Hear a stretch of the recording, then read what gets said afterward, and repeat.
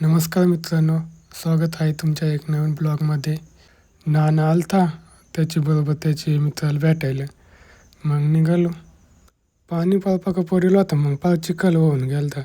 चालता येत नाही रस्त्यावरून. सगळी कपाळ हिरवागार वाहून गेले. बांधावरून चालतो बांधाव पार पक्का गावात वाढून गेलता. आणि पार वेळ वाटत होता, म्हणला साप बीप असेल का झोंबल.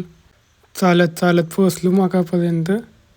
मका मग खायला आले की नाही बघतो. ही आवडली मोठाली झाली, आली वाटतं खायला. बांधावरून पक्का गावात होता. मग मकातूनच शॉर्टकट मारला. मकातून बाहेर निघलो आणि पुढंच एक वळ होता बारीकला.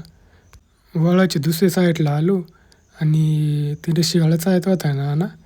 मग कडली व्हिडिओ तिथे एक दोन.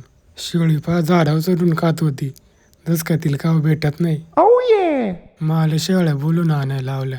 गेलो तर त्या शेळ्या माल पिऊनच पळ. मग तिथे खाली 2-3 होत्या, तेवढ्या आणल्या उचकून. नानाने चालती फिरती खुर्ची आणली. मस्त जिथे गेला तिथे मस्त खोलायची बसायचं. त्याने शेंगा आणले ते खायला टाईमपास.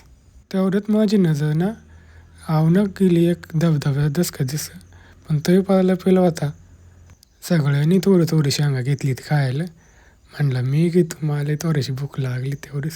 घेतली मी थोडीशी शेंगा, घेतली खाऊन. मग तेवढं झाला. मग निघालो घरी. रस्त्याने येता इतका चिखल होता, तुम्ही पाहू शकता केवढे. तेवढं चिखलात पडलो असतो तर पाहायला जगून असतो राहिलो. निघलो कस तरी रस्त्यावर. भाताचा रोप टाकला झालता चांगला. एवढी 10-15 दिवसात येईल ते यावायला. तेवढं पाहायला मग आलो घरी. कसा वाटला मग आजचा ब्लॉग कमेंट करून नक्की सांगा.